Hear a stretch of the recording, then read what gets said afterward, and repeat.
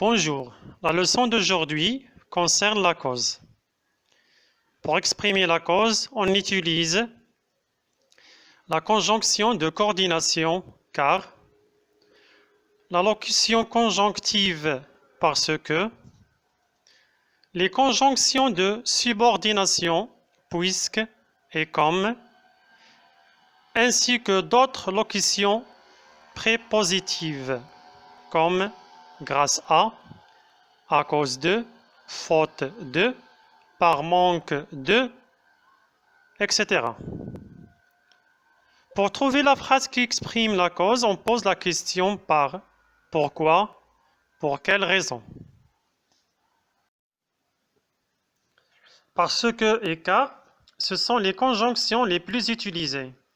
Elles introduisent une cause neutre et objective. Une cause simple, générale, est ignorée de l'interlocuteur. La subordonnée de cause introduite par parce que ou car se place après la principale, qu'on appelle aussi la conséquence, c'est-à-dire le résultat de la cause. Exemple, je suis en retard parce que mon réveil n'a pas sonné. Je peux dire aussi je suis en retard car mon réveil n'a pas sonné. Je suis en retard, c'est la principale. Mon réveil n'a pas sonné, c'est la subordonnée de cause.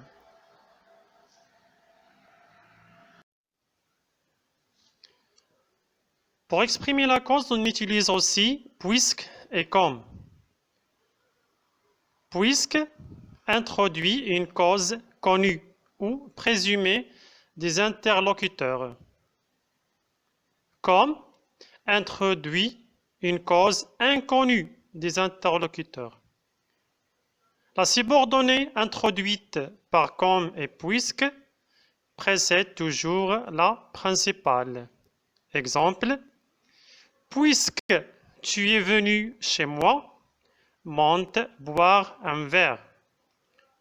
Tu es venu jusque chez moi, c'est la cause. Donc, elle est au début. Monte boire un verre, c'est la principale, la conséquence.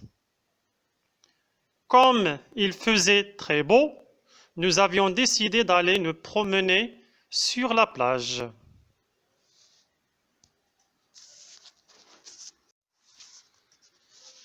Grâce à signifie au moyen de, à l'aide de quelqu'un ou quelque chose.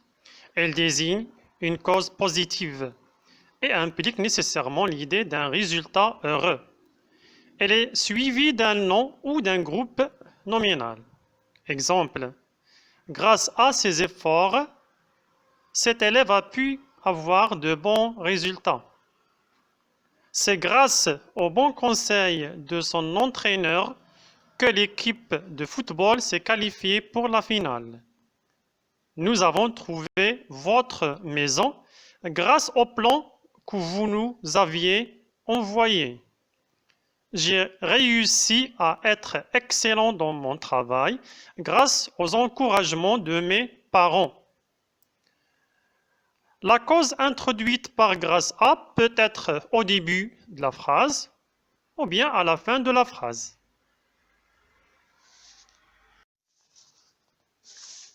À cause de, qui signifie en raison de, en considération de, par la faute de, désigne une cause négative et implique généralement l'idée d'un résultat malheureux, le contraire de grâce à.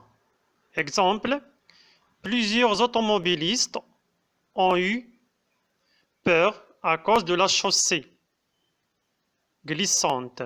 La chaussée, c'est-à-dire une partie d'une route aménagée pour la circulation. À cause de son changement d'emploi, ma voisine ne pourra pas partir en voyage comme prévu. On lui pardonne son impatience à cause de son jeune âge ou du fait de son jeune âge. On peut utiliser d'autres locutions prépositives ou prépositions pour exprimer la cause, comme en raison de, pour, par, étant donné, faute de, à force de, sous prétexte de ou par manque de.